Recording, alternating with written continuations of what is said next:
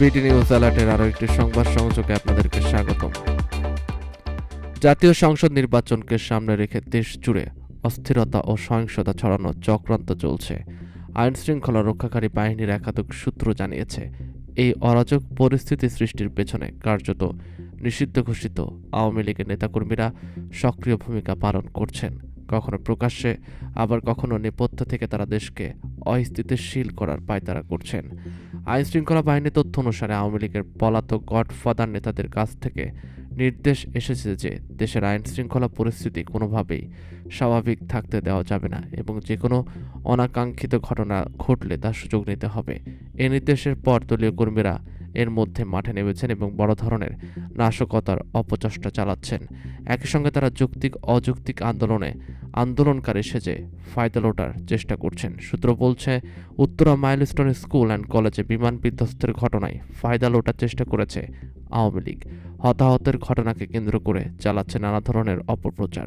কোমলমতি শিক্ষার্থী, অভিভাবক সহ সাধারণ মানুষকে উস্কে দিচ্ছেন ডক্টর মোহাম্মদ ইউনূসের নেতৃত্বাধীন বর্তমান অন্তর্বর্তীকালীন সরকারের বিরুদ্ধে। পাশাপাশি মঙ্গলবার শিক্ষা উপদেষ্টা ও শিক্ষা সচিবের পদত্যাগের দাবিতে সচিবালয়ের ভেতরে বাইরে শিক্ষার্থী ও পুলিশের সংঘর্ষ বাধে।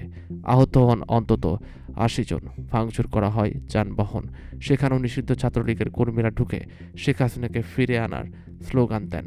এর আগে টুঙ্গিপাড়ায় কবর ভাঙা হবে এমন অপপ্রচার চালিয়ে গোপালগঞ্জে সাধারণ মানুষকে উস্কে দিয়ে সহিংসতা ঘটিয়েছে দলটি। বাংলাদেশ পুলিশের অতিরিক্ত IG crime and ops Khandakar Rafiqul Islam যুগান্তরকে বলেন, বিভিন্ন আন্দোলন কর্মসূচিকে ঘিরে আইন শৃঙ্খলা পরিস্থিতির অবনতি ঘটাতে নিষিদ্ধ ছাত্রলীগের নেতাকর্মীরা অংশ নিচ্ছেন। আমরা তাদের চিহ্নিত করে আইনের আওতায় আনছি। এরই মধ্যে গ্রেপ্তার করা হয়েছে বেশ কিছু, বাকিদেরও গ্রেপ্তার করার চেষ্টা চলছে।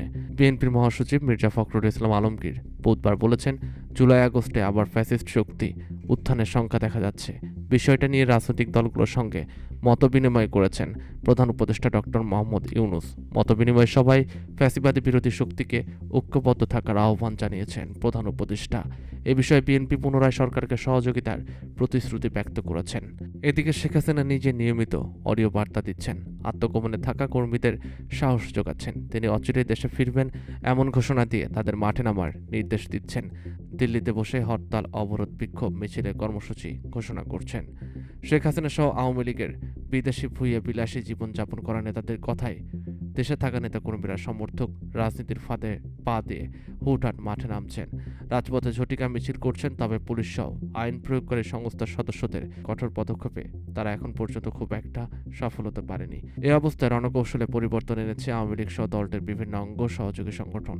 যদিও আওয়ামী লীগের কর্মকাণ্ড এখন নিষিদ্ধ, এছাড়াও নিষিদ্ধ ঘোষণা করা হয়েছে তাদের ছাত্র সংগঠন ছাত্রলীগকেও, তবুও বসে নেই তারা। নানা উপায়ে দেশকে অস্থিতিশীল রাখতে নিত্য নতুন পথ বেছে নিচ্ছেন ক্ষমতাচ্যুতরা।